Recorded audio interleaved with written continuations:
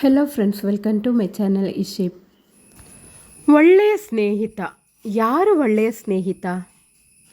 ನಮ್ಮ ದೃಷ್ಟಿಯಲ್ಲಿ ನನ್ನನ್ನು ನನಗೆ ಬೇಕಾದಂತಹ ಸಹಾಯಗಳನ್ನು ಮಾಡಿಕೊಟ್ಟು ನನ್ನ ಎಲ್ಲ ಕಷ್ಟಗಳನ್ನು ಸಂಕಟಗಳನ್ನು ಅರ್ಥ ಮಾಡಿ ನನ್ನನ್ನು ಪ್ರೀತಿಸಿ ಹೆಲ್ಪ್ ಮಾಡುವಂತಹ ಒಬ್ಬರಿದ್ದರೆ ಅವರೇ ನನ್ನ ಒಳ್ಳೆಯ ಸ್ನೇಹಿತ. ನಾವು ಒಬ್ಬೊಬ್ಬರು ಹಾಗೇನೆ ಅಲ್ವಾ ಪ್ರಿಯರೇ?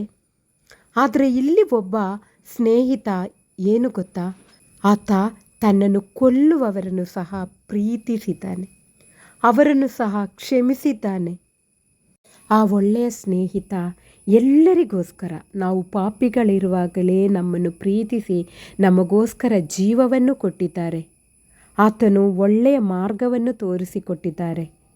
ಆ ಒಳ್ಳೆಯ ಸ್ನೇಹಿತ ನಾವು ಪ್ರೀತಿ ಮಾಡದೇ ಇರುವಾಗಲೂ ಪ್ರೀತಿ ಮಾಡಿ ನಮಗೋಸ್ಕರ ಕೊಟ್ಟಂತಹ ಆ ಯೇಸು ಕ್ರಿಸ್ತನು ನಮ್ಮ ಮಾನವ ಕುಲದಲ್ಲಿ ಯಾವ ಯಾವ ಜನಗಳಿದ್ದಾರೆ ಎಲ್ಲರನ್ನೂ ಪ್ರೀತಿಸ್ತಿದ್ದಾರೆ, ಎಲ್ಲರಿಗೋಸ್ಕರನೂ ಜೀವವನ್ನು ಕೊಟ್ಟಿದ್ದಾರೆ. ಆದರೆ ಅವರು ಮನ ತಿರುಗಿ ದೇವರ ಬಳಿಗೆ ಬರಬೇಕು. ಮನ ತಿರುಗಿ ದೇವರ ಬಳಿಗೆ ಬರುವಾಗ ಅವರು ದೇವರ ಮಕ್ಕಳಾಗ್ತೀವಿ. ನಾವು ಒಬ್ಬೊಬ್ಬರು ದೇವರ ಮಕ್ಕಳಾಗ್ತೀವಿ. ಅವರ ದೃಷ್ಟಿಯಲ್ಲಿ ಬಡವರಿಲ್ಲ, ಶ್ರೀಮಂತರಿಲ್ಲ, ಜಾತಿ ಮತ ಭೇದವಿಲ್ಲ, ಪಾಪಿಗಳನ್ನು ಎಲ್ಲರನ್ನೂ ಪ್ರೀತಿಸ್ತಿದ್ದಾರೆ. ನಾವು ಮಾಡಬೇಕಾಗಿದ್ದು ಇಷ್ಟೇ.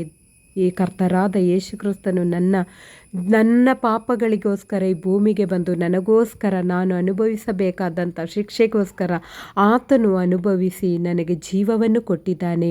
ಆ ದೇವರಲ್ಲಿ ನಾನು ನಂಬಿಕೆ ಇಡುತ್ತೇನೆ ಅಂತ ಹೇಳಿದರೆ ಸಾಕು, ಅವರು ದೇವರ ಮಕ್ಕಳಾಗ್ತಾರೆ.